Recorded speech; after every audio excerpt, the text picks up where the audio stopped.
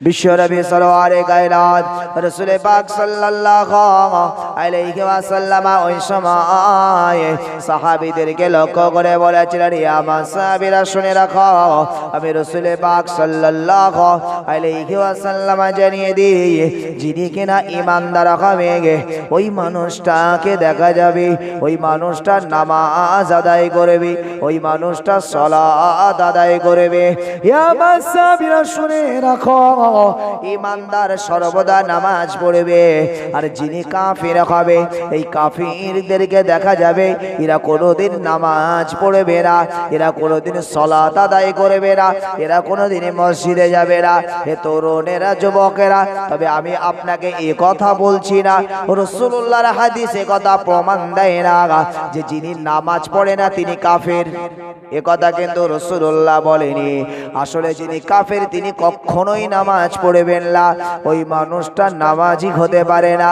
আপনি একজন অমুসলিম ভাইকে আপনি দেখুন, যিনি ঈমানওয়ালা নয়, যে মানুষটার ভিতরে ঈমান নাই, ওই মানুষটাকে আপনি একবার ফলো করুন, দেখুন ওই মানুষটার বাল্য জীবন থেকে বৃদ্ধকাল পর্যন্ত কোনোদিন কি নামাজ পড়েছে না? নামাজ পড়ে নাই। তাই রাসূল বলেছেন আসলে ঈমানদারের কাজ হবে ঈমানদার নামাজ পড়বে, আর কাফের তারা কখনোই নামাজ পড়বে না।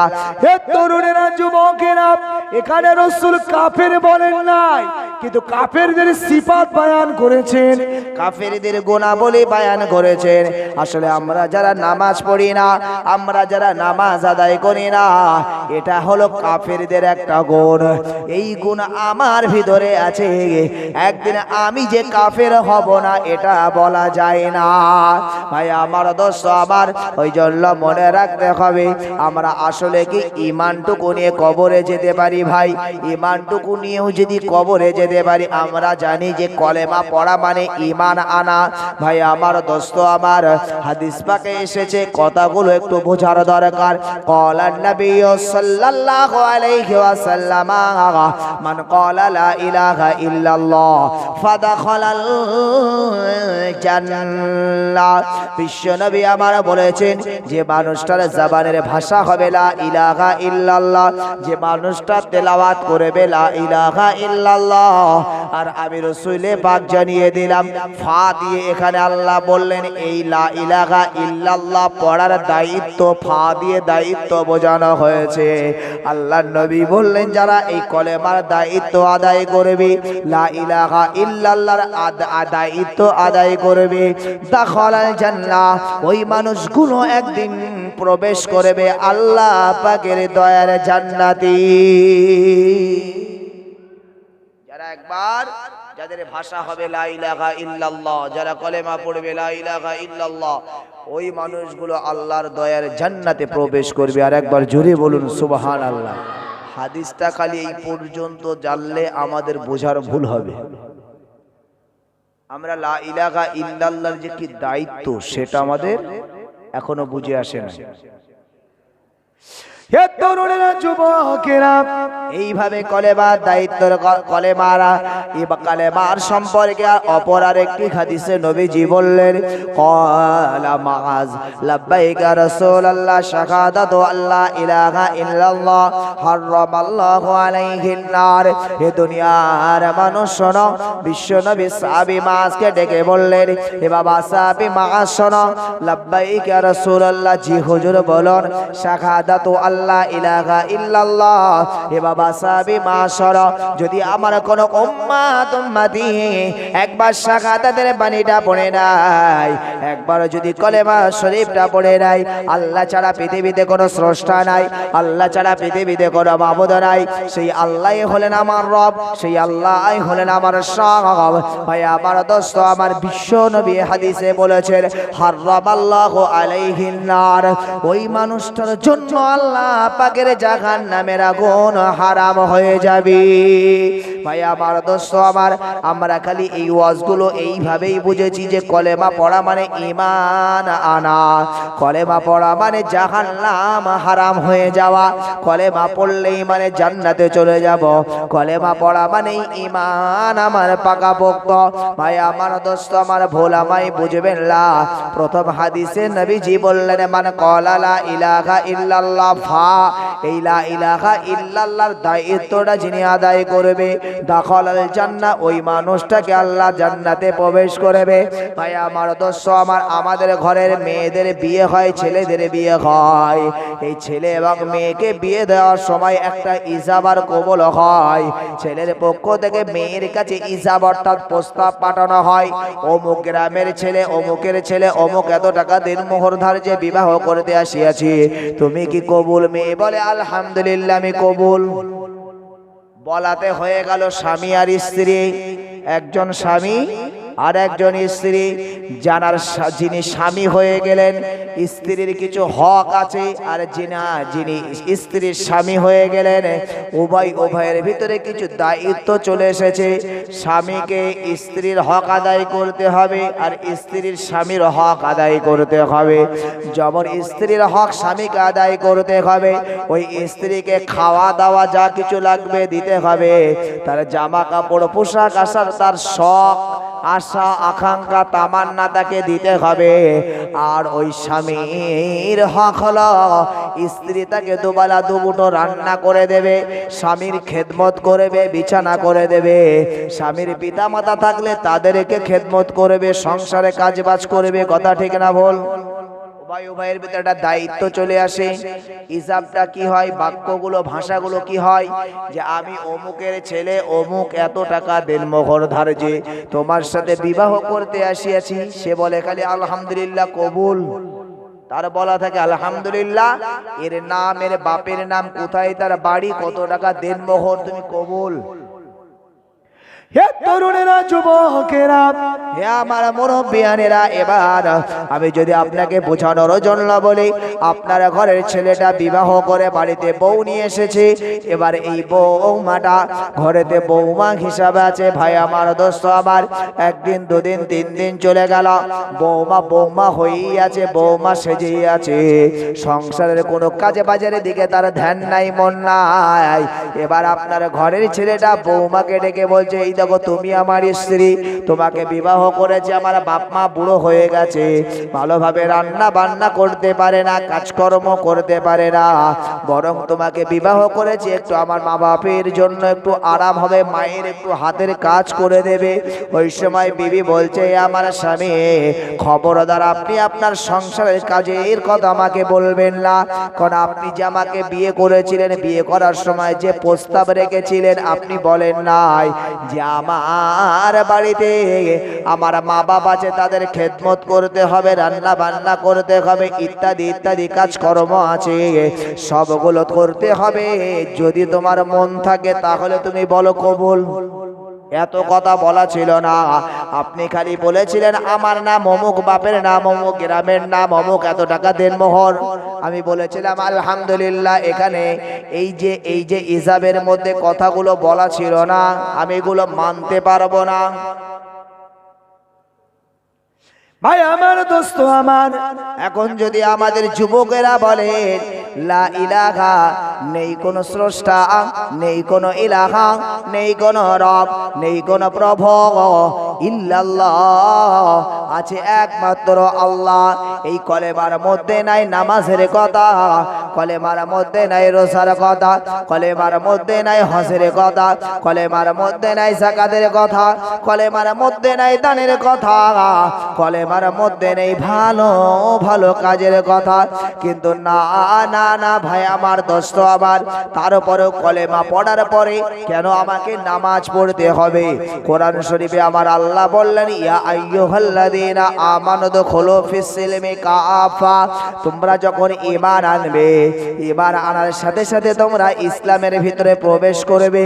ইসলামের কাজ হলো তোমরা নামাজ পড়বে, রোজা রাখবে, হজ করবে, যাকাত দেবে, দান খয়রাত করবে, ইত্যাদি। ভাই আমার দোস্ত আমার, এখন যদি আমরা বলি কলেমা পড়েছি, কলেমার সাথে নামাজের কি সম্পর্ক?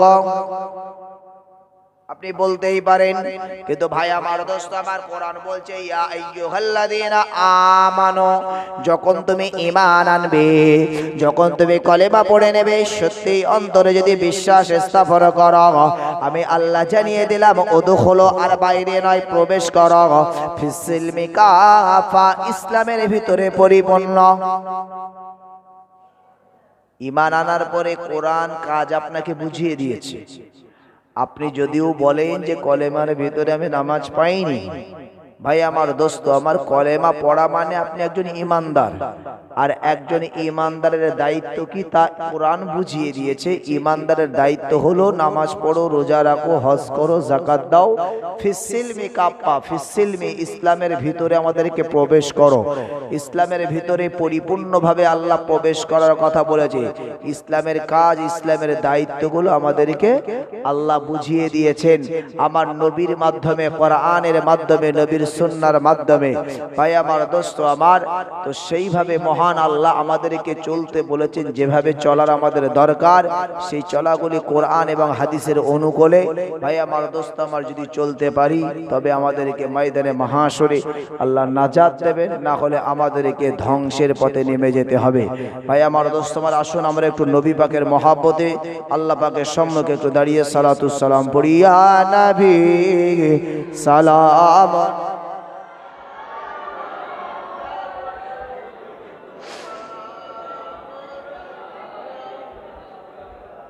ইয়া হাবিব সালাম,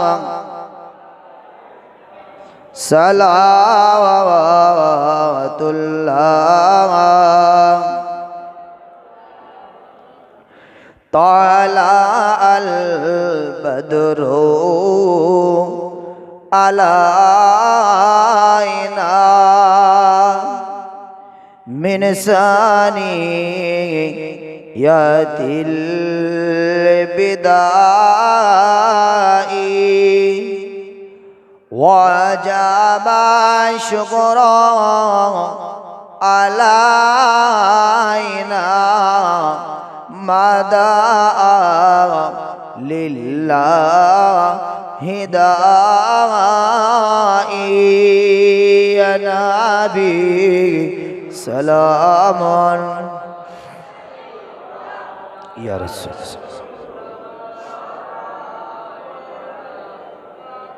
ইয়া হাবিব সালামান, সালাওয়াত।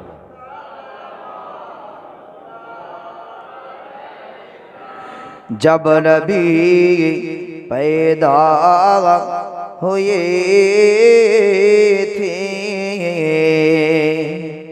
सब माला एक दर पर खड़े थे, रब सलीम पढ़ रहे थे, बादा यो कह रही थी, या नबी सलामुन, या रसूल, या हबीब सलाम।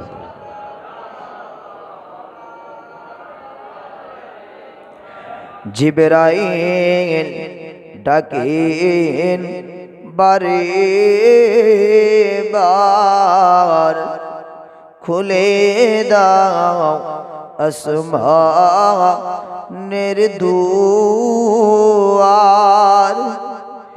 এসেছে নবীদের সরদার,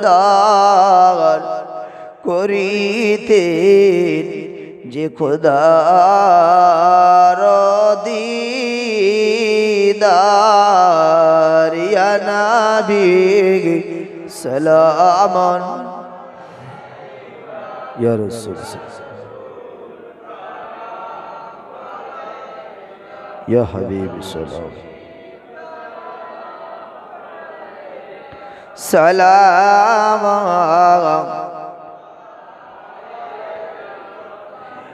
নবীজির আব্বা আব্দুল্লাহ, নবীজির আমা আমিনা, নবীজির দুধমা হালিমা, নবীজির রওজা সোনার মদিনা, ইয়া নবী সালামুন ইয়া রাসূল সালামুন ইয়া হাবিব সালামুন আলাইকা সালাওয়াতুল্লাহ আলাইকা। সকলে বসে করুন বালাগাল ওলা বে কামালিহি কশফত জাবে জামালিহি হাসনাত জামিউ খিসালিহি সাল্লু আলাইহি ওয়া আলিহি দরুদ শরীফ আল্লাহুম্মা সাল্লি আলা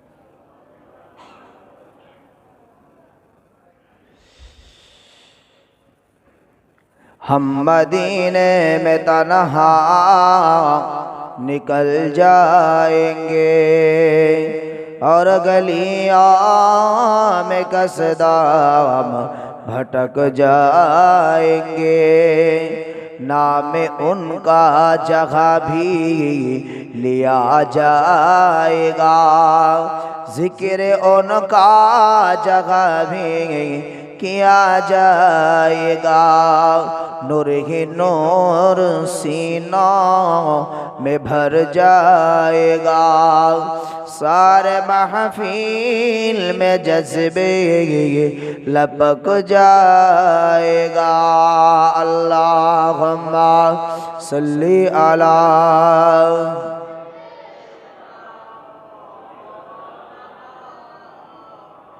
ওয়ালা আলী।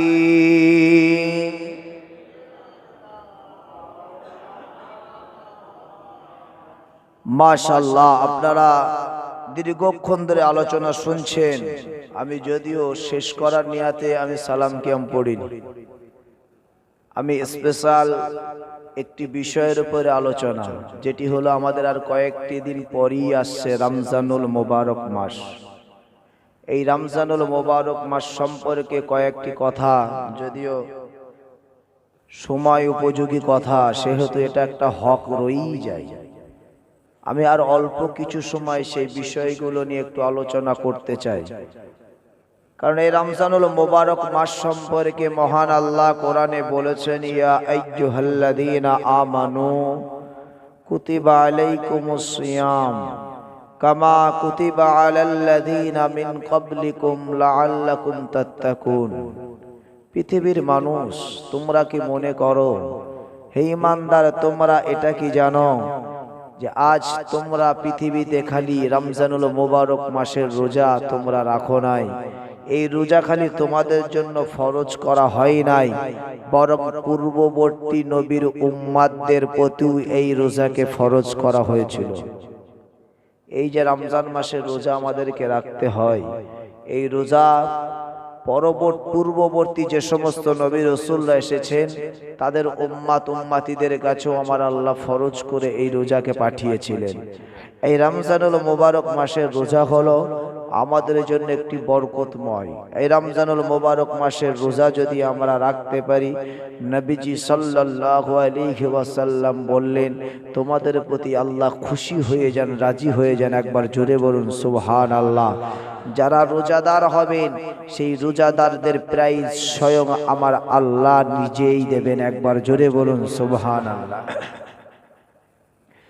হে তরুণেরা, যুবকেরা, হে আমার মুরব্বিয়ানেরা, বিশ্বনবী সরওয়ারে কায়নাত রাসূল পাক সাল্লাল্লাহু আলাইহি ওয়াসাল্লাম বললেন, হে আমার উম্মতেরা মনে রাখো, আমি রাসূল পাক সাল্লাল্লাহু আলাইহি ওয়াসাল্লাম জানিয়ে দিই, যারা পৃথিবীতে আমার আদেশ আমার হুকুম রোজাটাকে আদায় করবে, আমি রাসূল পাক সাল্লাল্লাহু আলাইহি ওয়াসাল্লাম আমার এই উম্মতের জন্য সুসংবাদ কিয়ামতের দিনে ময়দানে মাহশরে হাসরের দিনে আমি আল্লাহ পাক আল্লাহ তাআলা নিজেই হয়ে যাব ইনাম। আমি আল্লাহ কিয়ামতের দিনে ওই সমস্ত রোজাদারদের সাথে আমি আল্লাহ আমার দিদার ঘটে যাবে। আমি আল্লাহ কিয়ামতের দিনে ময়দানে মাহশরে ওই সমস্ত রোজাদার ব্যক্তিদের সাথে আমি আল্লাহ নিজেই মোলাকাত করব। একবার জোরে বলো। আল্লাহর দেখার জন্য মুসা আলাইহিস সালাম বারংবার আল্লাহর কাছে কেঁদেছিলেন, আল্লাহ একবার আপনার দিদার চাই, আল্লাহ আপনার সাথে আমার কথা হয়, একবার আপনাকে আমি দেখতে চাই। আল্লাহ আমি মুসা নবী, আপনি আমাকে কালিমুল্লাহ বলেছেন, আপনার সাথে আমার কলাম হয়, কথাবার্তা হয়। আল্লাহ আমি মুসা আলাইহিস সালাতু ওয়াস সালাম একটু দেখতে চাই। আল্লাহ বলেন, লাম তারানি, তুমি পারবে না, দেখা সম্ভব নয়। মুসা আলাইহিস সালাম বলেন, আল্লাহ একটু দেখতে চাই। আল্লাহ বললে দেখা হবে না। মুসা নবী শুনলেন না। আল্লাহ বলেন, এসো তুর পাহাড়ে আমার সাথে।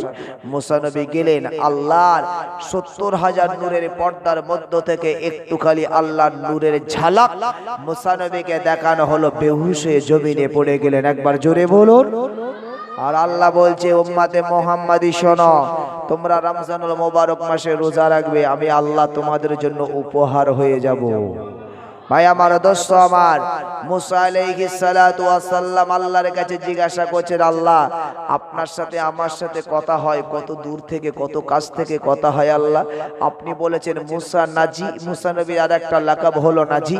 আল্লাহ মুসার সাথে কথা হয় খুব কাছাকাছি, তাই আপনি বলেছেন নাজি। মুসাকে আল্লাহ ডেকে বললেন, মুসা শোনো, এত লাফালাফি করার কিছু নেই। উম্মতে মুহাম্মাদি যারা হবে রমজানুল মুবারক মাসে রোজা রাখবে, সন্ধ্যাবেলা ইফতারি নিয়ে বসবে, তারা ইফতার করবে, আমি আল্লাহ তাদের সাথী হয়ে যাব। একটু জোরে হয় না? মহান আল্লাহ কোরআন শরীফে আমাদের জন্য আরো সুসংবাদ দিলেন, নাহানু আকরাবু ইলাইহি মিন হাবলিল ওয়ারিদ। হে দুনিয়ার বান্দা বান্দিরা মনে রাখো, তোমাদের যে ঘাড়ের রগ, ঘাড়ের যে শিরা, আমি আল্লাহ তার থেকে আরো নিকটে থাকি। ভাই আমার, দোস্ত আমার, বিশ্বনবী সরওয়ারে কায়নাত রাসূল পাক সাল্লাল্লাহু আলাইহি ওয়াসাল্লাম তিনি একজন নবী, তিনি একজন পয়গম্বর। খালি তাই নয়, সারা পৃথিবীতে আমার আল্লাহ যত নবী রাসূল পাঠিয়েছেন, সমস্ত নবী রাসূলের আমার আল্লাহ পাক আল্লাহ তাআলা আমার আপনার নবীকে ইমাম বানিয়েছিলেন, ইমামুল মুরসালিন, ইমামুল আম্বিয়া আমার আল্লাহ বানিয়েছিলেন।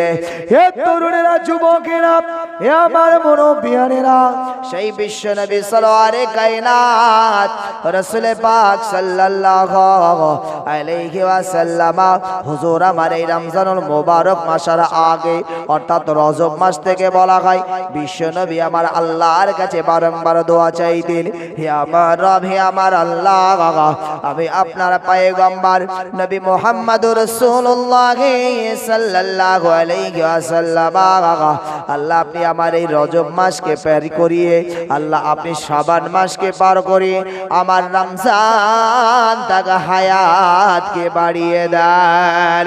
হে তরুণেরা, যুবকেরা, বিশ্ব নবী আমার বললেন, হে আমার উম্মতিরা মনে রাখো, আমি রাসূল পাক সাল্লাল্লাহু আলাইহি ওয়াসাল্লাম জানিয়ে দিই, পৃথিবীতে যারা রমজানুল মুবারক মাসটা পেল, এই রমজানুল মুবারক মাসে যারা রোজাটা রাখলো, নামাজটা আদায় করলো, করলো, পাপ থেকে পরহেজ থাকলো। আমি বিশ্ব নবী জানিয়ে দিলাম আমার ওই সমস্ত উম্মাত উম্মাতিরা তারা বেগুনাহ মাসুম বাচ্চারা নাই বেনে যায়, তার জীবনের কোনো গুনাহ থাকে না, কোনো পাপ থাকে না। যদি আপনার জীবনের সমস্ত গুনাহ খাতাকে মোচন করতে হয়, একজন নিষ্পাপ আল্লাহর বান্দা হতে চান, অবশ্যই মনে রাখুন রমজানুল মুবারক মাস আমাদের জন্য অতি গুরুত্বপূর্ণ। এই রমজানুল মুবারক মাসে আপনি পরিবর্তন হয়ে যান। এ তরুণেরা, যুবকেরা, এ আমার মুরব্বিয়ানেরা, বিশ্বনবী জগৎগুরু রাসূলুল্লাহ সাল্লাল্লাহু আলাইহি ওয়াসাল্লাম তিনি আবার এই রমজানুল মুবারক মাসের জন্যই কিছু মানুষের জন্য বিশ্বনবী আমার বদদুয়াও করে গেছেন। ভাই আমার দোস্ত আমার, বিশ্বনবী একদিন মসজিদুন নববী শরীফের মেম্বারে পা রেখেছেন। এমন সময় প্রথম মেম্বারে পা রাখার সাথে সাথে বিশ্বনবী আমার আমিন বললেন, দ্বিতীয় মেম্বারে পা রাখলেন, আবার আমিন বললেন, তৃতীয় মেম্বারে পা রাখলেন, আবার আমিন বললেন। সব কথা আমার বলার সময় হবে না ভাই আমার দোস্ত আমার, জাস্ট পয়েন্টটুকু বলছি।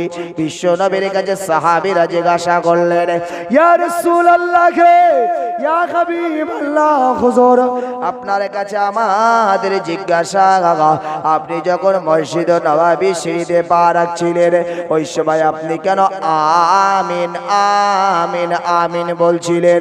বিশ্বনবী সরওয়ারে কায়নাত রাসূল পাক সাল্লাল্লাহু আলাইহি ওয়াসাল্লাম বলেছিলেন, হে আমার সাহাবীরা শোনো, আমি বিশ্বনবী যখন মসজিদ নববীর মেম্বারে পা রাখছিলাম, প্রথমে আমার সম্মুখে দাঁড়িয়ে হযরতে আল্লাহর মালায়েকা ফেরেশতা জিবরিল আমিন আলাইহিস সালাম বলতে লাগলেন, ইয়া রাসূলুল্লাহ, ইয়া হাবিবাল্লাহ, হুজুর পৃথিবীর ওই সমস্ত মানুষগুলো তারা ধ্বংস হয়ে যাক যাদের দুনিয়াতে বাপ বেঁচে আছে, মা বেঁচে আছে, আর ওই বাপকে মাকে খুশি রাখতে পারলো না, তাদেরকে দুনিয়াতে ভালো করে তাদেরকে ভালো করে দেখাশোনা করলো না, মা বাপ তাদের প্রতি অর্থাৎ সন্তানের প্রতি নারাজ। ইয়া রাসূলুল্লাহ, ইয়া হাবিবাল্লাহ, হুজুর ওই সমস্ত আপনার উম্মাত উম্মতি তারা ধ্বংস হয়ে যাক।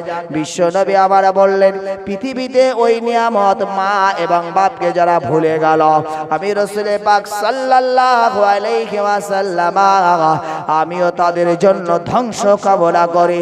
অর্থাৎ পৃথিবীতে যাদের বাপ মা বেঁচে আছে, এই বাপ মাকে যারা নারাজ করে ফেলেছে, ভাই আমার দোস্ত আমার, আল্লাহর মালায়েকা ফেরেশতা জিবরিল আমিন আলাইহিস সালাম এবং বিশ্ব নবীর বদদুয়া তাদের নসিবে বরাদ্দ।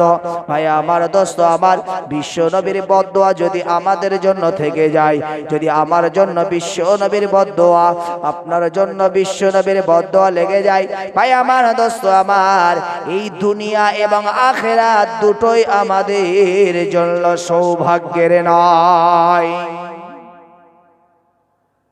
বিশ্ব নবী আমার অন্য আরেকটি হাদিসে বলেছেন, আমার উম্মাত উম্মাতিরা, আমি রাসূল পাক সাল্লাল্লাহু আলাইহি ওয়াসাল্লাম জানিয়ে দিই, ক্বালান নবী সাল্লাল্লাহু আলাইহি ওয়াসাল্লাম হুমা জান্নাতুকা ওয়া নারুক। হে আমার উম্মাত উম্মাতিরা, পৃথিবীতে যারা বাপ মাকে খুশি রাখতে পারলো তারাই যেন জান্নাত কামিয়ে নিল। পৃথিবীতে যারা বাপ মাকে খুশি রাখতে পারলো তারা জান্নাতের সার্টিফিকেট দুনিয়াতেই অর্জন করে ফেলল। হে আমার উম্মাত উম্মাতিরা, শুনে রাখো, বাপ মা যদি তোমার প্রতি নারাজ হয়ে যায়, দুনিয়াতে তোমাদের জাহান্নামের টিকিট কনফার্ম হয়ে গেল। বিশ্বনবী আবার বলেছেন, ভাই আমার দোস্ত আমার, মূল পয়েন্টটাই আলোচনায় চলুন। বিশ্বনবী সাহাবীরা আবার জিজ্ঞাসা করলেন, ইয়া রাসূলুল্লাহ, ইয়া হাবিবাল্লাহ, হুজুর আপনি আরো একবার আমিন বলেছিলেন, কারণটা কি, উদ্দেশ্যটা কি? বিশ্বনবী আমার ওই সময় বলেছিলেন, ইয়া আমার সাহাবীরা শুনে রাখো, আমি রাসূল পাক সাল্লাল্লাহু আলাইহি ওয়াসাল্লাম যখন আমি দ্বিতীয় মেম্বারে পা রাখি, ওই সময় মালাকুল ওই সময় আজরাইল আলাইহিস হযরতে জিবরিল আমিন আলাইহিস সালাতু ওয়াস সালাম আমার দিকে তাকিয়ে বলতে থাকেন, ইয়া রাসূলুল্লাহ, ইয়া হাবিবাল্লাহ, হুজুর আমি জিবরাইল আলাইহিস সালাম, হুজুর আমি ওই মানুষগুলোর জন্য বদদুয়া করলাম যারা রমজানুল মুবারক মাস পেল। আর এই রমজানুল মোবারক মাসে তারা তাদের জীবনের পাপ রাশিগুলি নষ্ট করতে পারল না, গুনাহগুলো মাফ করাতে পারল না, তারা নিষ্পাপ হলো না। তাদের জীবনে পাহাড় পাহাড় সমগুনাহ এই রমজানুল মোবারক মাসে ক্ষমা পেল না। ইয়া রাসূলুল্লাহ ইয়া হাবিবাল্লাহ, হযর ওই সমস্ত আপনার উম্মত উম্মতি তারা যেন ধ্বংস হয়ে যায়। ভাই আমার দোস্ত আমার, আমাদের যা সিফাত, আমাদের যা গুণাবলী, রমজানুল মোবারক মাসে কটা মানুষই আমরা আমাদের পাপ রাশি মাফ করাতে পারি? ভাই আমার সন্দেহ হয়। আমি মাঝে মাঝে মনে মনে ভাবি, আল্লাহ দুনিয়ার সব মানুষই কি বরবাদীদের খাদায়, সবাই কি ধ্বংসের পথে? ভাই আমার দোস্ত আমার, কারণ রমজান মাসে ক্ষমা পেতে গেলে আপনার ইবাদত হতে হবে স্বচ্ছ, আপনাকে হতে হবে স্বচ্ছ। মুখে থাকবে না মিথ্যা, মুখে থাকবে না মুনাফিকি, আপনার জীবনে কোনো গুনাহ হবে না, আপনার জীবনে পাপ থাকবে না। তবেই না আপনার রমজানুল মোবারক মাসের সার্থকতা আপনার জন্য আদায় হবে। ভাই আমার দোস্ত আমার, তাই আমি অবশেষে আপনাদেরকে বলে যেতে চাই, এই সামনে রমজানুল মোবারক মাস আসছে, এই রমজানুল মোবারক মাসে যেন কেউ পেটে গ্যাসের ওসিলায় রোজা ছাড়বেন না। আমার মাঝে মাঝে মনে হয়, দুনিয়ায় আল্লাহ কত আলেম তৈরি করেছেন, দুনিয়ায় কত ইমাম তৈরি করেছেন, কত মুয়াজ্জিন তৈরি করেছেন, কত হাজী সাহেব তৈরি করেছেন। ভাই আমার দোস্ত আমার, আমার যেন মাঝে মাঝে মনে হয়, এই দুনিয়ার আলেম ইমাম হাফেজ মাওলানা আল্লাহ এদের পেট কি এতই সুস্থ রেখেছে, কোন রমজানুল মোবারক মাসে এদের পেটে গ্যাস হয় না, এদের পেটের রোগ হয় না। আর আমি দেখেছি এক শ্রেণীর মানুষ আছে, এরা 3 বেলা 3 মুঠো পেট ভরে খায়, এরা এই 3 বেলা 3 মুঠো পেট ভরে খায়, আবার রমজান মাস আসার পরে বলছে ভাই শরীরটা ভালো নাই। ভাই আমার দোস্ত আমার, আপনি নিজের পাপ নিজের অপরাধ নিজেই আপনি টানছেন, নিজের রোগ নিজের শরীরের অসুস্থতা আপনি নিজেই কামনা করছেন। ওই জন্য আমি বলবো ভাই আমার দোস্ত আমার, এই রমজানুল মোবারক মাস আসছে, কেউ অবহেলা করবেন না। সায়েন্সের মতে বলা হয়েছে, বিজ্ঞানীরা রিসার্চ করে বলেছে, এই রমজানুল মোবারক মাসে যদি কেউ 1টা মাস রোজা রাখতে পারে, ওই 1 মাস রোজা রাখার বাবার গতে 1টা মাস রোজা রাখার কারণে তাদের শরীরের ভিতরে এক ধরনের জীবাণু তৈরি হয়, যে জীবাণুগুলো আস্তে আস্তে বড় বড় বিভিন্ন রোগে পরিণত হয়। হে তরুণেরা, যুবকেরা, নাসার বিজ্ঞানীরা বলছে, এই রমজানুল মোবারক মাসে মুসলমানরা যারা 1 মাস রোজা রাখে, সারা বছর খাবার পরে তাদের ভিতরে যে বর্জ্য পদার্থ দিয়ে এক শ্রেণীর এক ধরনের তাদের ভিতরে জীবাণু তৈরি হয়, রোগ তৈরি হয়, এই 1 মাস রোজা রাখার কারণে ওই সমস্ত জীবাণুগুলো খাদ্য খাবার না পেয়ে শুকিয়ে শুকিয়ে শুকিয়ে তারা মারা যায়। ভাই আমার দোস্ত আমার, ওই জন্য নাসার বিজ্ঞানীরা বলছে, যারা বছরে 1টা দিন রোজা রাখবে, ওই মানুষগুলোর বিজ্ঞান স্বাস্থ্য মতে তাদের ডাক্তারের ওষুধ কম খেতে হবে। একবার জোরে বলুন। সারা বছর নালি হ্যাঁ হুঁ করেই যাবেন, যেটা হচ্ছে যেটা হয়। ভাই আমার দোস্ত আমার, রমজানুল মোবারক মাস আসছে, রোজা রাখবেন, আর লম্বা চওড়া নয়। আলহামদুলিল্লাহ, যতটুকু আলোচনা হলো, আল্লাহ ভুল ভ্রান্তি সন্তান ছোট ভাই মনে করে আপনারা আমাকে ক্ষমা করেন। আল্লাহ পাক যেন আমাকেও ক্ষমা করেন। আল্লাহ আমাদের সকলকে শোনার থেকে বলার থেকে বেশি বেশি আমল করার তৌফিক দেন। আল্লাহ পাক এই মাহফিলকে কবুল করেন। আগামী দিনে আল্লাহ যেন এই মাহফিল আমার ভাইদের প্রচেষ্টায় আল্লাহ যেন কবুল করেন, আগামী দিনও যেন এরা চালু রাখতে পারে। আল্লাহ ভাইদেরকে কবুল করেন। এই সুন্দর মসজিদ, আমি অনেক দিন থেকে আসছি, তো আমার মোটামুটি কিছু জানা, মসজিদ ছিল নি এখানে, জায়গা এখানে পুকুর ছিল, আমি তখন থেকে দেখছি ভাইরা খুব কষ্ট করে মেহনত করে এই মসজিদ করেছেন। আল্লাহ কিয়ামতের দিন ময়দানে মাহাশরে আল্লাহ যেন ভাইদেরকে, আমার গ্রামবাসী ভাই